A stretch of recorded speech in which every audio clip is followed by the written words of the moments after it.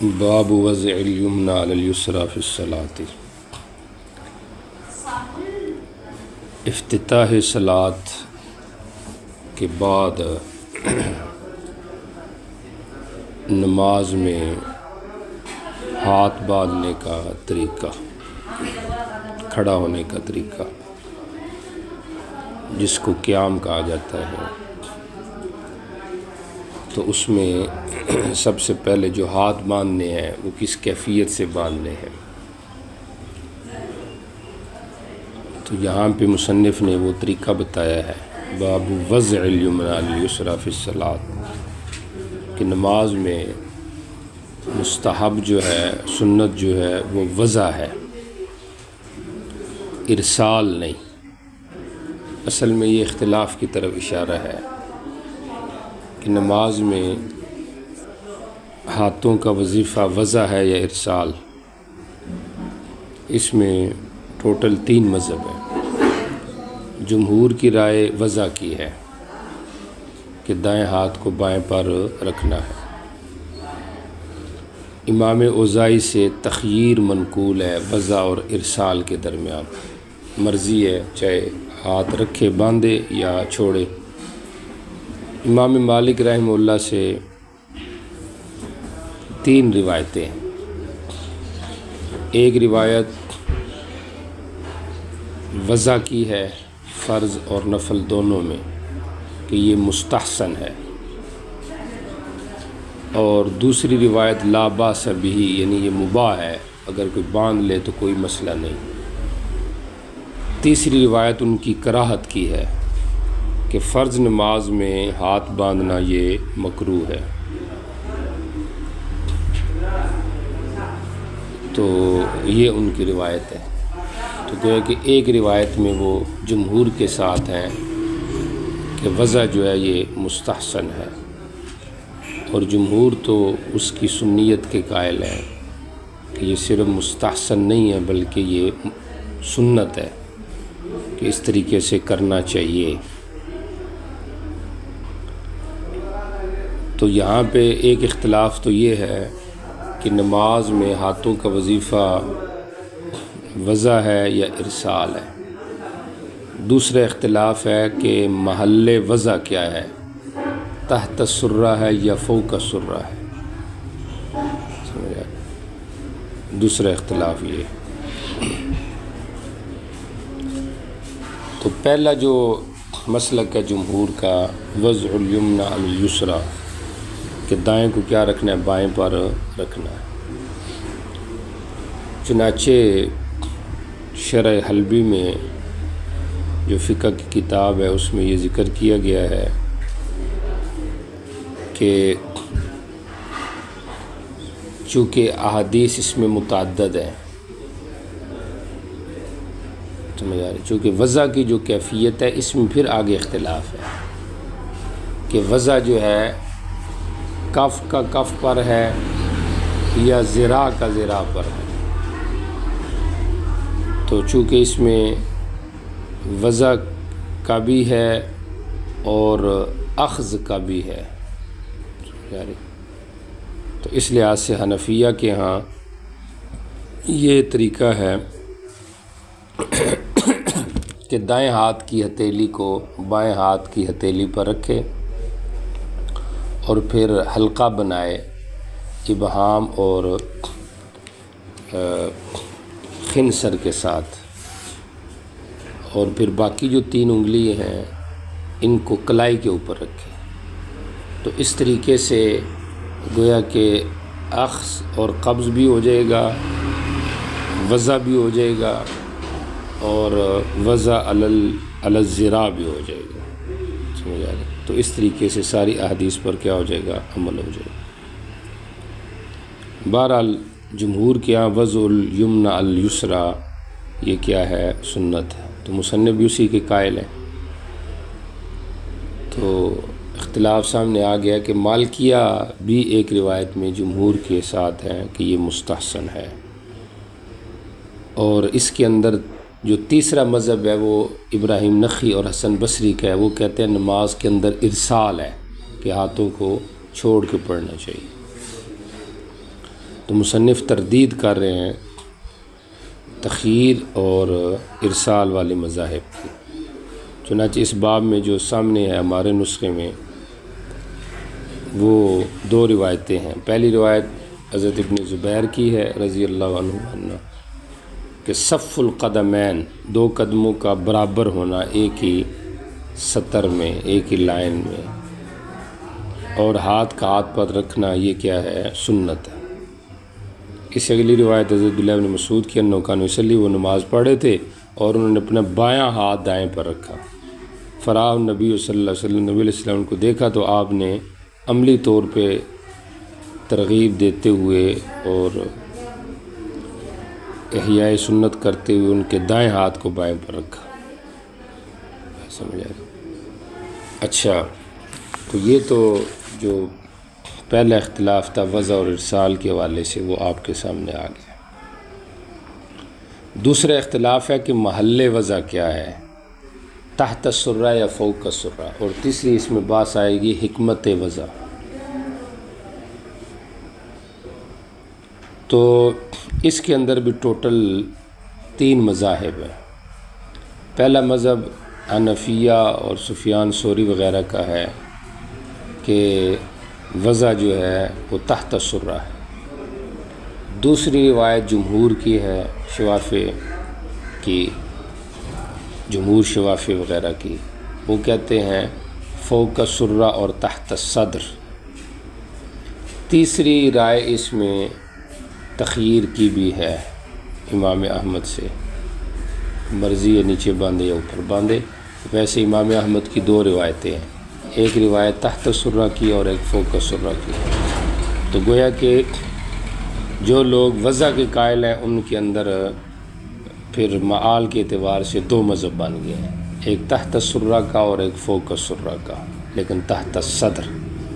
باقی جو فوق الصدر ہے، سمجھ آ رہی، تو یہ مذہب خارج عن الاجماع ہے، جیسے کہ حضرت سہارنپوری رحمہ اللہ نے فرمایا ہے کہ اجماع کے خلاف ہے، سمجھ آ رہی۔ ابن العرابی نے گو کہ اس کو ذکر کیا ہے اس مذہب کو بھی، لیکن بہرحال جمہور اس کے قائل نہیں ہیں، شوافع بھی اس کے قائل نہیں ہیں کہ سینے پر ہاتھ باندھا جائے۔ اب 2 ہی مذہب آتے ہیں، ایک تحت السرہ کا اور ایک فوق السرہ کا۔ حنفیہ جو تحت السرہ کے قائل ہیں، اس کی دلیل حنفیہ کے ہاں وائل ابن حجر کی روایت ہے مصنف ابن ابی شیبہ میں، اور اس کے اندر یہ ہے فوضع یمینہ علی شمالہ فی الصلاۃ تحت السرہ، کہ آپ نے ناف کے نیچے ہاتھ باندھے، وائل ابن حجر کی روایت ہے۔ اب یہ جو تحت السرہ کا لفظ ہے یہ اکثر نسخوں میں نہیں ہے، لیکن بعض نسخوں میں یہ اضافہ موجود ہے۔ قاسم ابن قطلبغہ جو ایک محدث ہیں، انہوں نے یہ زیادتی نقل کی ہے، اور وہ کہتے ہیں میں نے بعض نسخوں میں یہ چیز دیکھی ہے، تو اس لحاظ سے یہ زیادتی ثابت ہے۔ اور جو لوگ اس کو نہیں مانتے وہ کہتے ہیں یہ کاتبی غلطی ہے، چونکہ عام نسخوں میں یا روایتوں میں یہ نہیں ہے۔ وہ کہتے ہیں کہ یہ روایت اور جگہ میں بھی ہے، لیکن وہاں پہ فی السرہ تحت السرہ کا لفظ نہیں۔ علامہ شوق نیموی رحمہ اللہ جو ہے صاحب آثار السنن، وہ فرماتے ہیں کہ انصاف کی بات یہ ہے کہ یہ زیادتی جو ہے یہ شاذ ہے، سمجھ آ رہی، اگر ہو بھی صحیح تو تب بھی شاذ ہے۔ جو لوگ قائل نہیں زیادتی کو نہیں مانتے وہ کہتے ہیں کہ یہ کاتب کی غلطی ہوگی، چونکہ ساتھ ابراہیم نخعی کا اثر ہے، اس کے اندر چونکہ تحت السرہ کا ذکر تھا تو کاتب نے وہ لفظ اٹھا کے اوپر بھی لکھ دیا، سمجھ آ رہی۔ بہرحال وہ فرماتے ہیں کہ یہ عام ثقہ راویوں کے اندر یعنی یہ شاذ ہے، یہ زیادتی کیا ہے؟ شاذ۔ بہرحال حنفیہ کے پاس ایک یہ دلیل ہے، اور ایسے ہی اثر ابراہیم نخعی اور اثر ابو مجلس، یہ بھی مصنف ابن ابی شیبہ میں ہے، سمجھ آ رہی، جو کہ اپنی جگہ پر صحیح آثار ہیں تابعین کے، ان سے بھی یہ ثابت ہوتا ہے کہ جو ہاتھ ہیں ان کا محل کیا ہے؟ تحت السرہ ہے۔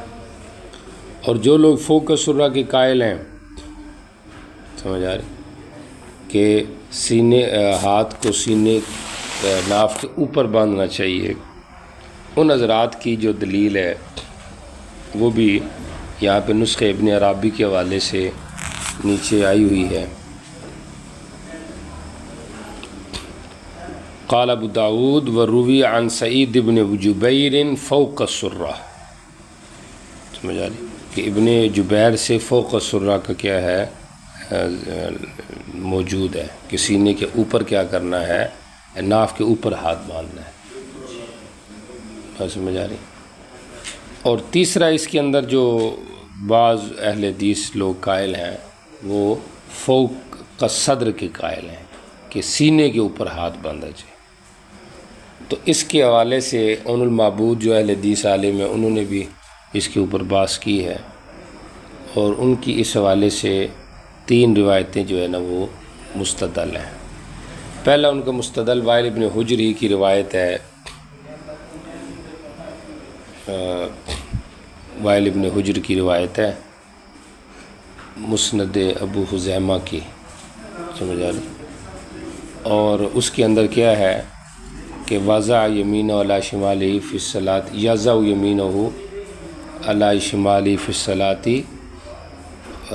فوق الصدر کے لفظ ہیں کہ سینے پر آپ نے کیا کیا، ہاتھ رکھا، بات سمجھ آ رہی۔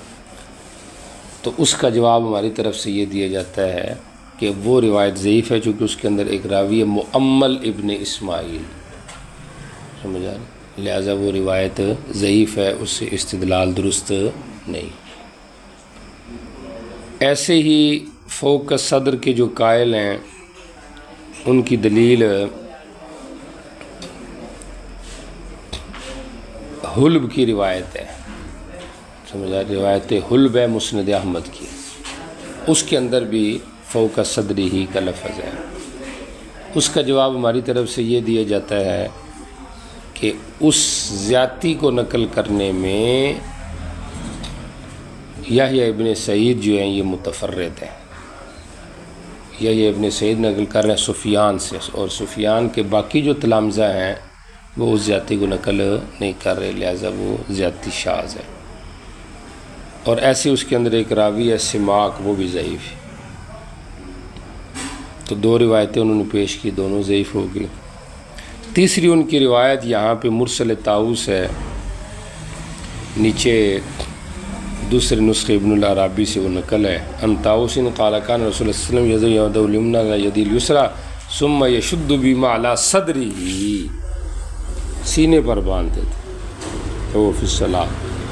اس کا جواب یہ دیا گیا ہے کہ اس کے اندر جو راوی ہے نا ہیثم یعنی ابن حمید، یہ ضعیف ہے، اور سور جو ہے نا بلکہ سلیمان ابن موسیٰ یہ متکلم فی راوی ہے، تو ایک ضعیف ہے اور ایک متکلم فی راوی ہے، لہٰذا اس سے بھی استدلال تام ہو، اور ویسے بھی یہ مرسل روایت ہے۔ تو حاصل یہ ہے کہ اس سلسلے میں جتنی بھی روایات ہیں وضع کی، کیفیت کی، محل وضع کی، وہ ساری کی ساری کیا ہیں، ضعیف ہے، سمجھ آ رہی۔ تو جب ساری کی ساری ضعیف ہے تو پھر ایسی صورت کے اندر یا تو دونوں طریقوں کی اجازت ہونی چاہیے، سمجھ آ رہی، یعنی مقصد یہ ہے کہ اختلاف چونکہ اولا غیر اولا ہونا چاہیے، اجازت تو بالاتفاق ہے کہ انسان جہاں پہ بھی ہاتھ باندھے، تو قیاس کی طرف رجوع کیا جائے گا۔ اور قیاس میں اگر دیکھا جائے تو تعظیم کی صورت میں جو کھڑا ہونا ہوتا ہے اس میں ہاتھ ناف کے نیچے باندھے جاتے ہیں، سمجھ آ رہی، اور اظہار عشق وغیرہ کی صورت میں جو ہاتھ باندھے جاتے ہیں، ہاتھ رکھا جاتا ہے وہ سینے کے اوپر رکھا جاتا ہے، سمجھ آ رہی۔ تو چونکہ یہ نماز محل تعظیم ہے، سمجھ، عجز ہے، اس لیے ہاتھ کیا ہونے چاہیے، ناف کے نیچے ہونے چاہیے۔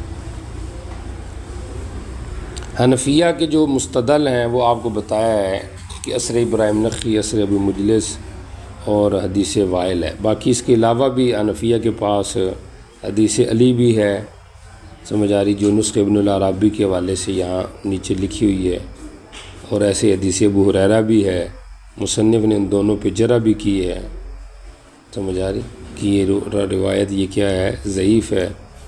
حضرت ابو ہریرہ کی جو روایت ہے اس کے اندر عبد الرحمن ابن اسحاق الکوفی راوی ہے، سمجھ آ رہی۔ اور ایسے ہی جو حضرت علی کی روایت ہے اس کے اندر بھی عبد الرحمن ابن اسحاق ہے، تو یہ روایات یہ کیا ہے، ضعیف ہے۔ بہرحال کثرت تعدد طرق سے روایات کا جو ضعف ہے اس کا انجبار ہو جائے گا، اور فضل الیمنی علی الیسری فی الصلاۃ تحت السرہ یہ کیا ہو جائے گا، ثابت ہو جائے گا۔ اور اصل اگر اس کے اندر دیکھا جائے تو وہی جو حضرت انور شاہ کشمیری رحمہ اللہ نے رفع دین کے حوالے سے بات کی تھی، سمجھ آ رہی، وہ یہاں پہ بھی ہو سکتی ہے۔ انہوں نے وہاں پہ کیا کی تھی کہ رفع دین اسناداً اور عملاً، سمجھ آ رہی، یہ ثابت ہے، اور ترک رفع دین جو ہے یہ طبقتاً یعنی توارثاً، سمجھ آ رہی، و عملاً ثابت ہے، سمجھ آ رہی، یعنی جو عدم رفع ہے اس کا تعلق توارث، توارث اور تواتر طبقہ اور تواتر عمل سے ہے۔ تو عملاً جو ہے نبی علیہ الصلوۃ والسلام سے آج تک رفع دین بھی ثابت ہے، ترک رفع بھی ثابت ہے۔ باقی سند کے حوالے سے رفع دین ثابت ہے، اور تواتر طبقہ کے ساتھ ساتھ جو ہے یہ عدم رفع ثابت ہے۔ تو ایسے ہی یہاں پر بھی یہی کہا جائے گا کہ وضع کی جو محل ہے اس میں عملاً جو طریقے منقول ہیں اور طبقتاً وہ دو ہی ہیں، ایک تحت السرہ اور ایک فوق السرہ تحت الصدر۔ باقی فوق الصدر جو ہے بات سمجھے، اس کی جو روایات ہے ایک ضعیف بھی ہے، لیکن اور ساتھ ساتھ یہ ہے کہ کسی جمہور میں سے فقیہ نے اس کو نہیں لیا، سمجھ آ رہی کہ نہیں آ رہی۔ تو یہ دو باتیں ہو گئی یہاں پر۔ تیسری جو بات ہے وہ ہے حکمت وضع کی، کہ وضع کی حکمت کیا ہے۔ تو حکمت اس کے اندر اظہار عجز ہے۔ حکمت وضع منع عن العبث، سمجھ آ رہی، کھیل کود میں لگنے سے روکنا ہے اپنے آپ کو۔ تو یہ اس کے اندر کیا ہے، حکمت۔ جی چلے آگے چلے۔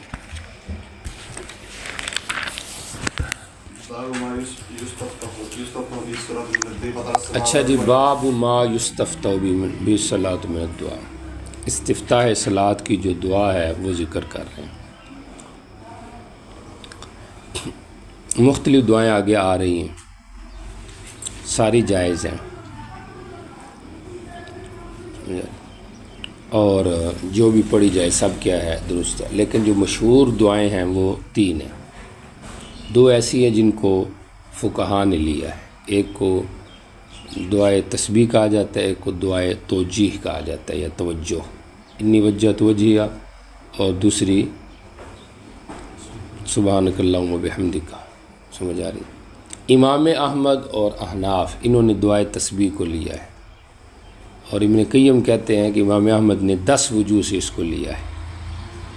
امان الاحبار میں مولانا یوسف صاحب رحمہ اللہ نے اس کو تفصیل سے ذکر کیا ہے 10 وجوہ کو۔ تو دعائے تسبیح، اور شوافی جو ہیں انہوں نے دعائے توجہ کو لیا ہے، انی وجہت وجہیہ کو۔ مالکیہ جو ہے وہ اس کے قائل ہی نہیں ہے دعائے استفتاح، وہ کہتے ہیں جیسے ہی اللہ اکبر کہے تو فوراً وہ کیا کر دے، قرات شروع کر دے استفتاح، کیونکہ وہ اس سکتے کے قائل ہی نہیں ہے، چونکہ یہ دعا تو سکتے میں پڑھی جاتی ہے اور وہ اس کے قائل نہیں ہے۔ امام ابو یوسف رحمہ اللہ سے منقول ہے، اور وہ ایک روایت امام شافعی کی بھی ہے کہ دونوں کو جمع کریں، سمجھ آ رہی، سبحانک اللہ بھی پڑھے، ساتھ انی وجہت وجہیہ للذی بھی پڑھے۔ اچھا، یہ تو دو دعائیں عام معروف ہیں جو فقہا نے لی ہیں۔ ایک تیسری دعا بھی ہے جو صحیحین میں ہے، اور اس کا ذکر آگے بھی آ رہا ہے، بات سمجھ آ رہی، اس دعا کا ذکر آگے بھی آ رہا ہے، اور وہ دعا کیا ہے،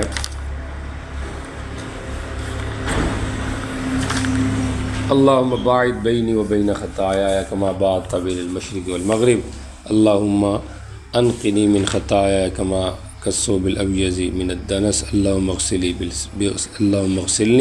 بالثلج والماء والبرد۔ یہ تیسری دعا بھی ہے جو صحیحین میں صحیح ثابت ہے سند سے، بہر الفقہاء نے اس کو نہیں لیا، فقہاء نے عام طور پہ دعائے تسبیح اور دعائے توجہ کو لیا ہے۔ باب ما یستو تفتو بھی من الصلاۃ من، مصنف نے آگے جو روایات ذکر کی ہیں،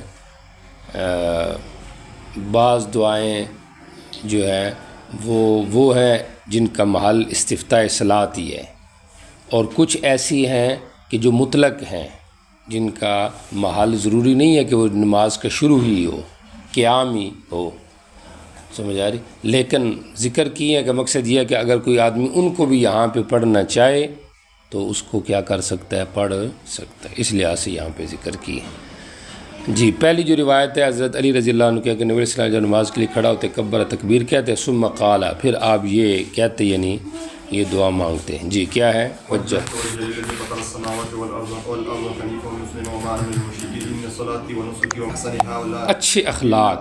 اچھے اخلاق جو ہیں ان کی رہنمائی اور ہدایت نہیں دیتا مگر تو ہی۔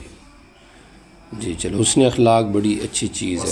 جی پھیر دے مجھ سے برے اخلاق، بار بار میں تیری طرف رجوع کرتا ہوں، جی وسعدیک، اور میں اس کے ذریعے اپنے آپ کو نیک بخت کرتا ہوں۔ جی میں تیرے اوپر اعتماد کرتا ہوں، تیری طرف رجوع کرتا ہوں۔ جی چلیں، حسن اخلاق جو ہے نا یہ بڑی اچھی چیز ہے، سمجھا، بد اخلاق ہونا، بد زبان ہونا، بد کردار ہونا، یہ انسان کے اور خصوصاً ایک عالم کے بہت نامناسب ہے، سمجھا۔ آپ صلی اللہ علیہ وسلم نے اخلاق کے ذریعے سے بہت زیادہ دین کا کام کیا ہے، تو حق بھی بیان کیا لیکن ساتھ ساتھ اخلاق سے بھی پیش آئے۔ آپ نے کبھی بیان تبلیغ میں کسی کو گالی نہیں دی ہے، کسی کو برا بلا نہیں کہا ہے، بلکہ عموماً آپ نے عفو اور درگزر سے کام لیا، ادفع باللتی ہی احسن کے اوپر کیا کیا انہوں نے عمل کیا ہے۔ تو اس لیے اخلاق جو ہیں اس کی رعایت بہت زیادہ ضروری ہے۔ جی چلیں، جی فرض نماز کے لیے کھڑے ہوتے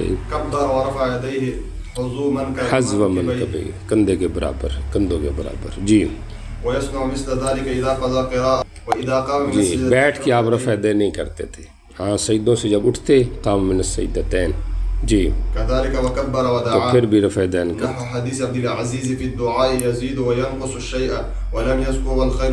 خیر ساری طرح تیری طرف، شر نہیں ہے تیری طرف، اس کا کیا مطلب ہے؟ شر نہیں کا تیری کا مطلب یہ مطلب نہیں کہ شر کا تو خالق نہیں ہے، کیونکہ یہ تو معتزلہ کی تائید ہو جائے گی جو کہتے ہیں کہ خالق خیر تو اللہ ہے لیکن خالق شر اللہ نہیں ہے، کیونکہ اس سے اللہ کی طرف بری چیز کی نسبت آئے گی۔ تو والشر لیس الیک کا مطلب والشر لیس مما یتقرب به الیک، شر کے ذریعے سے تیرا قرب نہیں حاصل ہوتا، یعنی دنیا کے جو بادشاہ ہوتے ہیں ان کے سامنے اگر بندہ کوئی برے کام کر کے ان کا قرب حاصل کرے تو وہ کیا جا سکتا ہے، سمجھ آ رہی، لیکن تیرا قرب نیکی کے ذریعے سے ہی کیا جا سکتا ہے، برائی کے ذریعے سے نہیں۔ یا والشر لیس مما ینسب الیک انفرادن، انفرادن تیری طرف شر کی نسبت نہیں کی جا سکتی کہ کوئی بندہ یہ کہے کہ اللہ خالق الخنزیر ہے یا خالق الشر ہے، بلکہ جب بھی کہا جائے گا تو یہ کہا جائے گا خالق الخیر والشر، سمجھ آ رہی، والشر لیس الیک۔ یا والشر شر جو ہے لیس الا الیک، شر بھی نہیں ہے مگر تیری طرف ہی ہے، یعنی خیر بھی تیرے قبضے میں ہے، سمجھ آ رہی، یا وہ بلکہ یہ کرو کہ پیچھے کے ساتھ لگا کے خیر تیرے ہاتھوں میں ہے، والشر لیس الیک، سمجھ آ رہی، تیرے پاس شر نہیں ہے، یعنی جو شر ہمیں نظر آ رہا ہے وہ شر نہیں ہے، اس میں بھی خیر ہے، والذی خلق لکم ما فی الارض، ہر چیز نفع کے لیے پیدا ہے. تو جو ہمیں برائی نظر آ رہے اس میں بھی ایک خیر ہے. ساری خیر تیرے قبضے میں ہے، شر نہیں ہے. جو شر ہمیں نظر آ رہا ہے وہ ہماری کوتاہ نظر ہے، اصل میں وہ بھی اس کے اندر بھی کیا ہے، خیر ہے. جی چلیں. وزاد فيه يقول عند انصرافه من الصلاة وانا اول المسلمين. یہاں پہ کیا ہے، فقہاء اہل مدینہ کہتے ہیں کہ جب تو یہاں پہ پہنچے نا انت ذاکا فقل، تو آخر میں تو نے کیا کہنا ہے، وانت من المسلمین. حدیث میں تو آ رہا ہے نا وانا اول المسلمین. سمجھ آ رہی؟ تو آپ نے کیا کہنا ہے، وہ آگے روایات آ رہی ہیں، سمجھ آ رہی.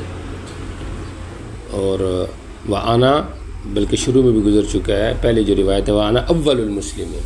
تو نبی کی طرف تو یہ بات ٹھیک ہے کہ وہ اول مسلمین ہے، لیکن عام آدمی تو اول مسلمین نہیں ہے، تو اس لیے من المسلمین کہنا چاہیے. باقی علماء کیا کہتے ہیں، علماء ایک تو یہی ہے جو یہاں پہ رائے آئی ہے سامنے کہ من المسلمین کہنا چاہیے تاکہ جھوٹ لازم نہ آئے. دوسری قول یہ ہے کہ نہیں، اگر کوئی بندہ اس کو حکایتاً کہتا ہے، اخباراً نہیں بلکہ حکایتاً، تو پھر یہ اس کا کہنا یہ کیا ہے، جائز ہے، وانا اول المسلمین کہنا. اور تیسرا قول اس میں یہ ہے کہ حکایتاً نہ بھی کہے نہ اخباراً بھی کہے تب بھی جائز ہے، نماز فاسد نہیں ہوتی. بعد میں تو کہا نماز فاسد ہو جائے گی، سمجھا، کیونکہ جھوٹ بول رہا ہے. اور تیسرا قول یہ ہے کہ نماز فاسد نہیں ہوگی، اخباراً کہنا بھی ٹھیک ہے، کیونکہ اول المسلمین کا مطلب کیا ہے کہ میں اسلام کا شوق رکھنے والا ہوں اور اسلام کی طرف بڑھنے والا ہوں. اول المسلمین کے مطلب جیسے قرآن پاک میں آیت ہے نا، قل ان کان للرحمن ولد، اگر رحمان کوئی ولد ہوتا تو میں اول العابد ہوتا. تو اول العابد کا کیا مطلب ہے، سمجھا، میں اس کا شوق رکھنے والا ہوتا، سمجھا، اس کی عبادت کا میرے اندر شوق ہوتا. کیونکہ ظاہر بات ہے کہ آپ تو اول عابد نہیں ہے نا، آپ سے پہلے بھی تو عابد گزرے. ایسے یہاں پہ بھی وانا اول مسلمین تو نہیں ہے نا، آپ بھی تو بھی مجازی اضافت سے اول ہیں. تو اس لحاظ سے اگر کوئی اور بندہ اپنے آپ کو اول کہہ دے تو اس سے نماز فاسد نہیں ہوتی، اور اخباراً اس کو کہنا بھی کیا ہے، جائز ہے. جی چلیں. وقد حفظہ النفس، سانس نے اس کو تکلیف اور سختی میں مبتلا کیا ہوا تھا، سمجھا، پریشان کیا ہوا تھا. جیسے بندہ دوڑ کے آتا ہے تو سانس پھولا ہوا ہوتا ہے نا، سمجھ آ رہی. جی چلیں. تو ایسے ہی سانس اس کا پھولا ہوا تھا. جی اللہ اکبر الحمدللہ حمدا کثیرا طیبا مبارکا فیہ. ٹھیک، اس نے یہ لفظ بولا. جی رسول اللہ صلی اللہ علیہ وسلم. جی یہ کلمات کس نے کیے ہیں، اس نے کچھ نہیں کہا ہے، کچھ اس نے غلط بات نہیں کی ہے. جی فقال الرجل انا یا رسول اللہ، اس نے پہلے خاموشی اختیار کی، بعد میں بتا دیا. فقلتها فقال لقد رأيت نفس میرے اوپر تو اس لیے میں نے یہ کہہ دیا. جی لقد رأيت 12 ملكا يبتدرونها ايهم يرفعها. جی 12 فرشتے تھے جو جلدی کر رہے تھے اس کو کہ کون ان میں سے پہلے اس کو اٹھا کر لے کر جائے. جی وزاد حمید فيه واذا جاء احد، آپ نے بعد میں کہا جی فليمشي نحو ما كان يمشي، اپنے اصل طریقے پہ چلتا ہے. جی جو پال پڑھ جو رہ جائے اس کی کیا کرے، قضا کرے. آپ کی قضا شضا نہیں ہوگی جو آپ سے سبق رہ گئے. نماز کی تو پھر قضا ممکن ہے. اچھا، یہ 12 فرشتے لے کے جا رہے ہیں. اگلی روایت میں آ رہا ہے کہ 33 فرشتوں کا ذکر ہے. تو اس میں پھر 2 قول علماء کے. عینی نے کہا ہے کہ چونکہ اس میں کلمات کتنے ہیں، 6 ہیں، اللہ اکبر الحمدللہ حمدن کثیرن طیباً مبارکن فی، تو ہر ایک کلمے کو 2 فرشتہ اٹھائے گا تو 12 فرشتے بن جائے گی. اور جو کہتے ہیں کہ 33 فرشتے والی بات جو آگے آ رہی ہے تو وہ اگر صحیح ہے تو 33 کی فرشتوں کی تخصیص شاید اس وجہ سے ہوگی کہ یہ مجموعہ جو کلمات ہے یہ 33 بنتے ہیں حروف. اس کے اللہ سے شروع کرو نا تو فی ہی تک تقریباً 33 کلمے بنتے ہیں. بات سمجھ آ رہی؟ تو اس لحاظ سے آپ نے 33 کا ذکر کیا. باقی واللہ علم اس کی باقی دونوں روایتیں اپنی جگہ پہ ٹھیک ہیں. 12 والی بھی ٹھیک ہے، 33 والی. تو اس لحاظ سے یا تو یہ کہا جائے گا کہ عقل اکثر کی نفی نہیں کرتا، اور یا اس میں کسی ایک راوی کو وہم ہوا ہے کسی جگہ میں کسی ایک عدد ذکر کرنے میں. جی چلیں. اچھا، یہ جو 33 بنتے ہیں نا کلمات، وہ کس طرح بنتے ہیں؟ حذف تکرار کے ساتھ بنتے ہیں۔ اللہ کا جو 2 لام ہے اس کو ایک شمار کرنا ہے، طیباً کی 2 جو ہی آئے ہیں اس میں سے ایک شمار کرنی ہے، سمجھ آ رہی؟ حذف تکرار کے ساتھ یہ کتنے بن جائیں گے؟ 33 بن جائیں گے۔ اچھا، تنوین نہیں اس میں شمار کرنی۔ اچھا، یہاں پہ جو آگے حدیث نمبر 764 اس کے اندر کیا ہے کہ انہوں نے نبی علیہ السلام کو نماز دیکھی، عمر کہتے ہیں مجھے نہیں پتہ کون سی نماز ہے، ٹھیک ہو گیا۔ آپ نے آگے نماز میں یہ اضافہ کیا، الحمدللہ اکبر اللہ اکبر کبیر، یہ نفل میں یہ ساری جائز ہیں، کہ فرض میں بھی جائز ہے لیکن خلاف مستحب ہے۔ اعوذ باللہ من الشیطان الرجیم، من نفخہ، نفخہ کا معنی کبری، شیطان کی طرف سے جو تکبر آتا ہے، و نفسہ، اور شیطان کی طرف سے جو شعر گوئی پیدا ہوتی ہے، وہ حمزی، اور شیطان کی طرف سے جو جنون بندے کو لگتا ہے، میں اس سے تیری کیا آتا ہوں، پناہ میں آتا ہوں۔ جی چلیں جی، قیام لیل کیسے شروع کرتے ہیں؟ تو نے ایسی بات پوچھی ہے کہ کسی نے نہیں پوچھی۔ جی، عشراً، جی، 10 وقال اللهم اغفر لي واهدني وارزقني وعافني ويتعوذ من زياق المقام يوم القيامة، قیامت کی جو دن کی جو کھڑے ہونے کی تنگی ہے۔ جی، عن ربيعة الجرشي عن عائشة رضي الله عنها نحوه۔ یہ جو اللهم اغفر لي واهدني وارزقني وعافني ہے، اس قسم کے الفاظ بین السجدتین بھی منقول ہیں، تو وہ بھی پڑھنے چاہیے، بہتر ہے۔ جی چلیں۔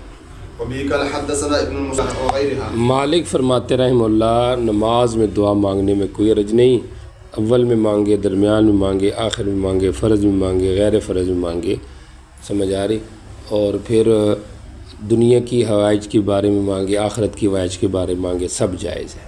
آگے آئے گا امام احمد کے بارے میں، وہ فرماتے ہیں یوجبنی یدعا بما فی القرآن، کہ جو منقول دعائیں ہیں بہتر ہے کہ وہ مانگے، سمجھ آ رہی؟ تو مطلب نماز کے اندر بندے کو منقول جو بھی دعائیں ہیں، سمجھ آ رہی، مانگنی چاہیے، جہاں پہ بھی مانگیں، لیکن امام احمد کہتے ہیں کہ قرآنی دعائیں مانگے جو منقول ہیں۔ بہرحال نفل کے اندر تو جہاں چاہے مانگے، اور ویسے عام طور پہ اس کا جو محل ہے وہ آخر صلاۃ ہے، سمجھ آ رہی؟ دبر صلاۃ یعنی فرض نماز کے بالکل اینڈ میں، اور یا پھر نماز سے فارغ ہونے کے بعد مانگے۔ حنفیہ کے یہاں یہی ہے کہ نماز کے اندر مانگے یا بعد الصلاۃ مانگے۔ جی جی، ایک دن نماز پڑھ لیتے آپ کے پیچھے۔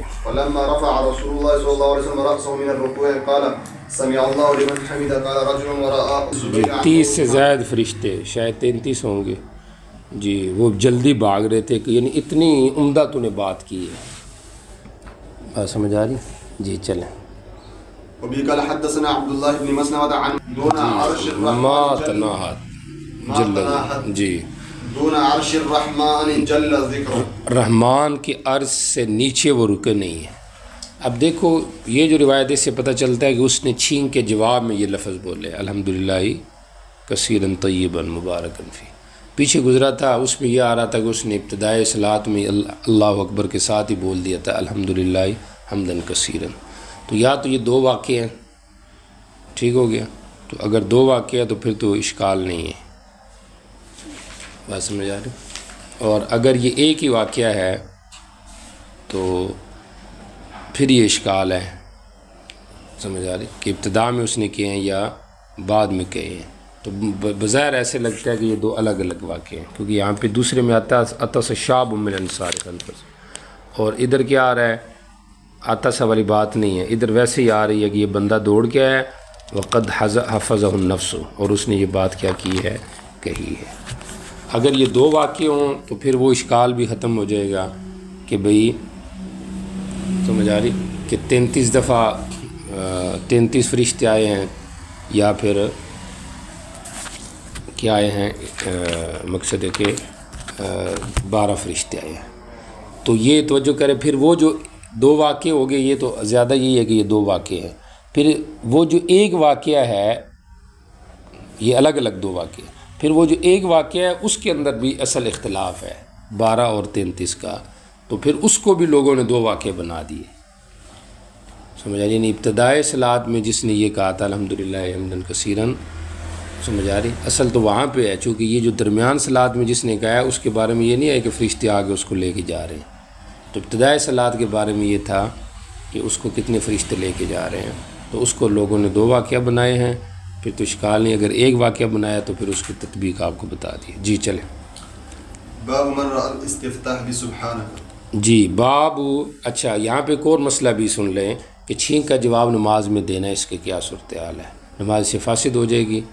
تو بعض نے تو کہا کہ بالکل یہ جواب ہے اور جواب سے نماز فاسد ہو جائے گی، چونکہ نماز میں سلام جواب نہیں ہے۔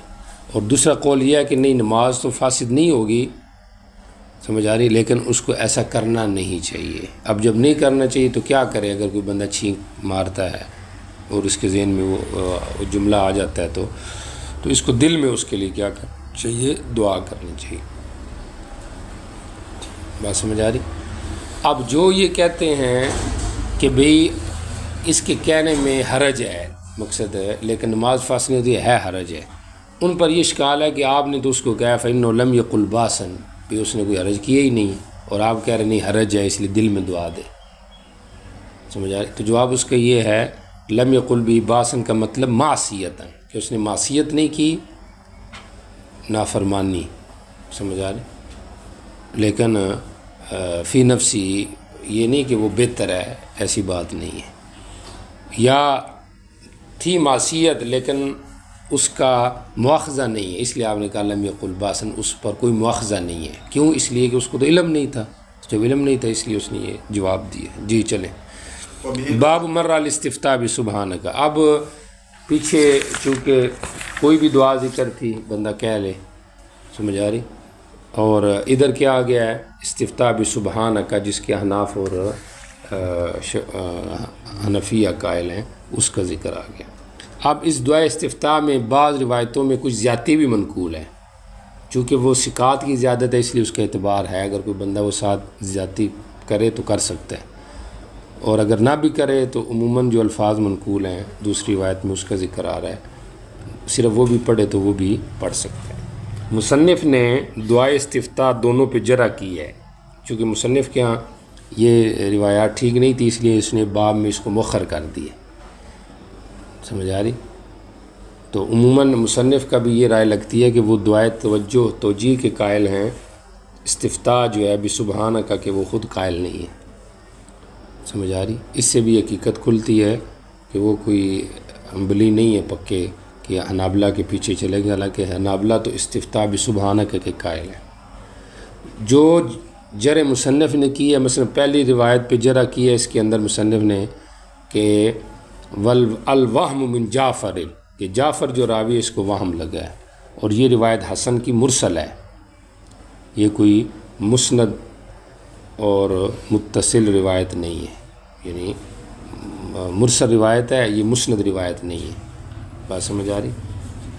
ہماری طرف سے یہ جواب دیا گیا جیسے کہ بزل میں حضرت نے جواب دیا ہے کہ جعفر جو راوی ہے یہ ثقہ راوی ہے، بات سمجھ آ گئی، لہٰذا اس کی زیادت کا بھی اعتبار ہے جو اس نے زیادت کی ہے، اور یہ جو سند ذکر ہے یہ بھی ٹھیک ہے، ممکن ہے یہ دونوں طریقوں سے منقول ہو، حسن بصری کے واسطے سے بھی ہو اور ابو سعید خدری کی بھی یہ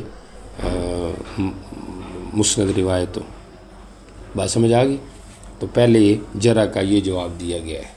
دوسری جو جرح کی ہے امام ابو داؤد نے دوسری حدیث پر، اور وہ یہ جرح کی ہے کہ اس کے اندر 2 تفرد ہے، اور یہ روایت شاذ اور غریب ہے۔ پہلا تفرد اس کے اندر ہے طلق بن غنام کا، کہ یہی متفرد ہے عبدالسلام سے نقل کرنے میں، اور دوسرا اس کے اندر یہ ہے کہ یہ جو بدیل ہے، سمجھ آ رہی، اس سے عبدالسلام متفرد ہے، تو عبدالسلام کا بھی تفرد ہے اور طلق بن غنام کا بھی یہ کیا ہے؟ تفرد ہے، بات سمجھ آ رہی۔ حضرت نے یہ جواب دیا ہے کہ یہ دونوں ثقہ راوی ہیں، اور ثقہ کا جو اضافہ ہوتا ہے، بات سمجھ آ رہی، ثقہ کی جو زیادت ہوتی ہے یا ذکر ہوتا ہے اس کا کیا ہوتا ہے؟ اعتبار ہوتا ہے، لہٰذا یہ جرح ٹھیک نہیں ہے۔ ایک جرح اس کے اوپر اور بھی کی گئی ہے روایت پہ، اور وہ یہ کی گئی ہے کہ یہ روایت منقطع ہے، اور وہ اس اعتبار سے ہے کہ ابو الجوزاء یہاں ڈائریکٹ نقل کر رہا ہے حضرت عائشہ سے، حالانکہ بعض روایتوں میں آتا ہے کہ ابو الجوزاء کہتے ہیں کہ انہوں نے کسی کو بھیجا حضرت عائشہ کی طرف، اس نے آگے یہ پیغام دی، یہاں پہ دیکھیں اس کا ذکر نہیں ہے، ڈائریکٹ ابو الجوزاء نقل کر رہا ہے عائشہ، حالانکہ درمیان میں واسطہ موجود ہے۔ اس کا جواب یہ دیا گیا ہے کہ چونکہ ابو الجوزاء اور عائشہ رضی اللہ عنہ کا سماع اور لقاء ممکن ہے، سمجھ آ رہی، تو یہاں انقطاع امام بخاری کے اصول کے مطابق تو ہے، سمجھ آ رہی، کیونکہ ان کا تحقق لقاء شرط ہے اتصال کے لیے، لیکن جمہور کی جو رائے ہے راوی مرویانوں کے درمیان امکان لقاء کی، اس اعتبار سے اس میں انقطاع ممکن ہے، انہوں نے بھیجا بھی ہو اور پھر ڈائریکٹ بھی انہوں نے حضرت عائشہ سے یہ چیز لی۔ جی چلے آگے چلے۔ وبه قال حدثنا عبد السلام بن مطهر قال حدثنا جی رات کو کھڑے ہوتے تکبیر کیا، ثم يقول سبحانك اللهم وبحمدك وتبارك اسمك وتعالى يقول لا اله الا یہ اضافہ ہے لا الہ الا الا الله ثم يقول الله اكبر كبيرا ثلاثا اعوذ بالله السميع العليم۔ یہ حدیث اصل میں علی ابن علی کی ہے اور وہ نقل کرتے ہیں عن الحسن، حسن سے ہے اور ہے بھی مرسل ہے، وہم جعفر سے، آپ کو بتا دے جعفر سی کا راوی ہے، لہذا اس کی یہ سند درست ہے۔ جی چلیں، یہ مشہور روایت نہیں ہے جی عبد السلام بن حرب سے، اس کو صرف طلق ابن غنام نقل کر جی بدیل سے ایک جماعت نے اس سے اصلاح انہوں نے کچھ سیکھا، تو گویا کہ اس میں عبد السلام بھی متفرد ہے اور طلق بھی، آپ کو بتا دیے یہ دونوں سیکھا راوی ہیں، لہذا ان کا یہ زیادت کرنا اور یہ ذکر کرنا